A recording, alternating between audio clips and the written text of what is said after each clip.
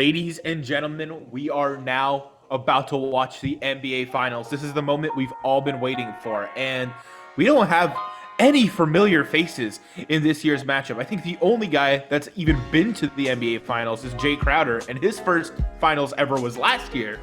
So this is a whole fresh set of faces in the top stage that the NBA has to offer. I'm super excited to watch this. This is the future of the NBA on display for us, and this is going to be a fun show. So my name is Sam. I'm joined by my buddies Brandon and Jonathan, and we're going to be previewing everything you need to know about the finals, including our predictions and a breakdown of both teams. Thank you guys so much for joining us. What do you guys have to say about this exciting matchup between the Phoenix Suns and the Milwaukee Bucks?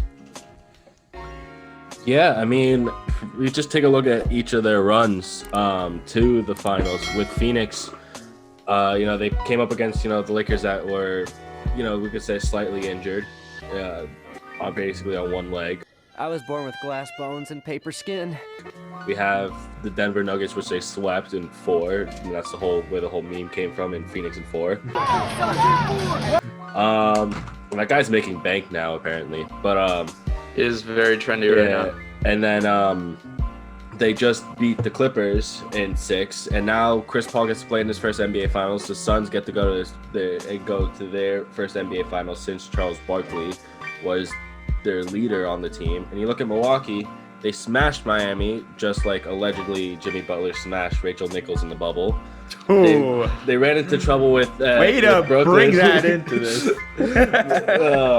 Allegedly, they ran into some trouble with Brooklyn and with the Hawks.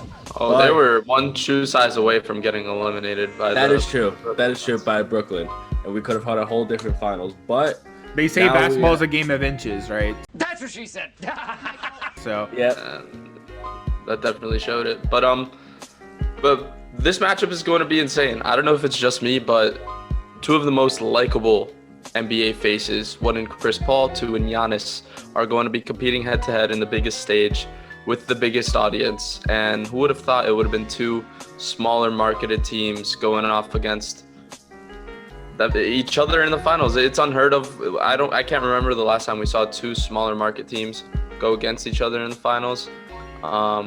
This is going to be a surreal series. I hope it is an entertaining series. We could talk about this now. Basketball-wise, who do you think has the advantage in this series? I think it depends on Giannis's health. Huh? Who would have thought? Not me. While we're recording this, his updated injury is now to questionable compared to doubtful.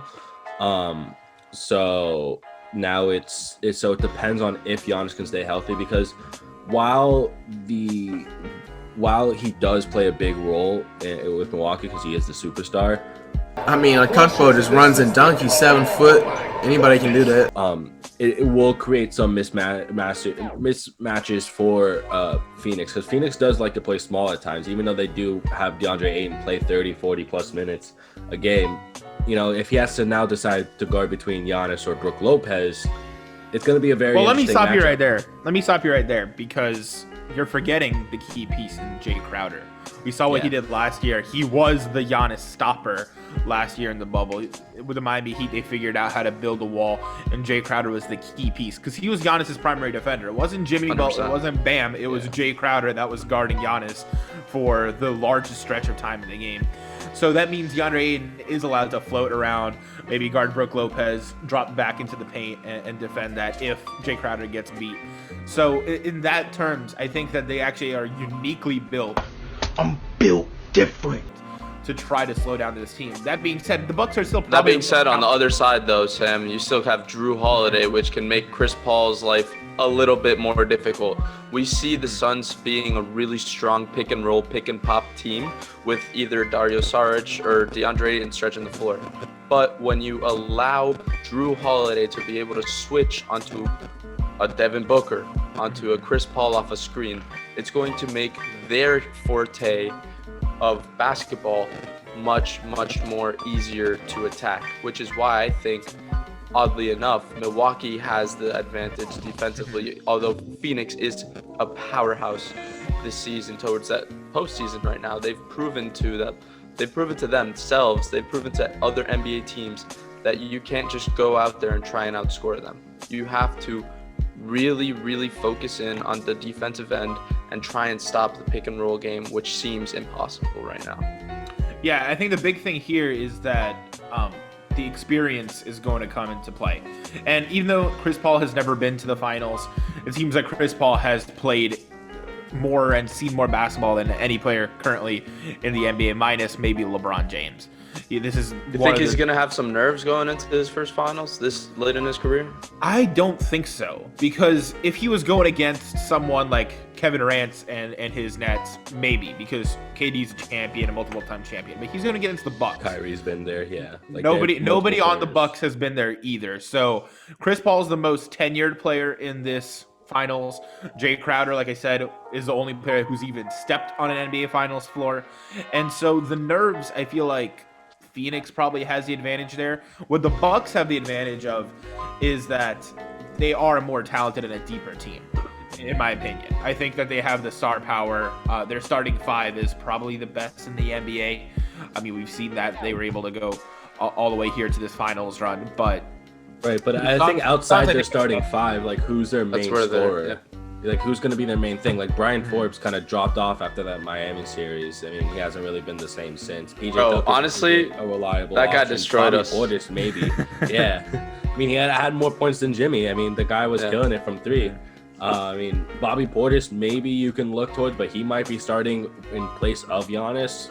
So it depends on where Milwaukee can get their scoring from when, if they move away from Brook now, Lopez is Dante Middleton DiVincenzo still going to be out for this series? yeah, he was out for so. playoff. Okay. Yeah. So that also Pat is a big Connaughton. factor for Pat them as well. Connaughton. I mean, That's he's maybe, but it just seems like an Alex Caruso type, just an athletic guard. Yeah. I don't know.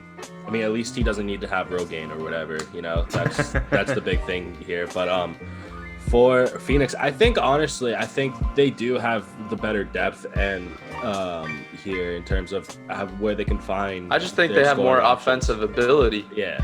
Which is going to be the I problem think for they are going Milwaukee to to keep struggle up. just because they did, during these playoffs, they have struggled, but they also are, I think, one of the better offensive teams. And I think what Milwaukee's going to struggle is the fact that, compared to Atlanta, Atlanta's going to try to beat you from three.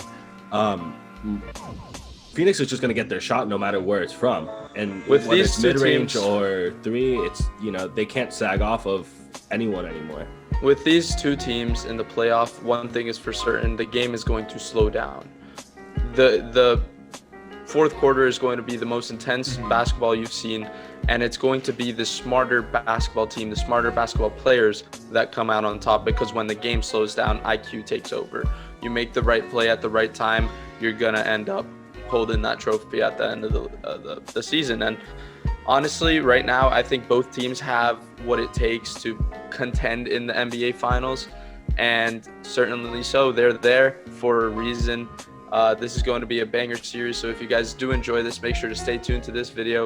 For more videos coming along, we've got a breakdown of each team's X factors and how they can win the series coming up soon. So stay tuned, and we'll see you. So next before time. we wrap up, real quick, 5-second predictions. Brandon, who's winning this and how many? It's going to depend on Giannis's health, and this is obvious. Nah, I said 5 seconds. Dude. All right. Phoenix in 7. Jonathan, I got Bucks in 6. I got Suns in 6. All right, let's see if we're right. Cue the outro.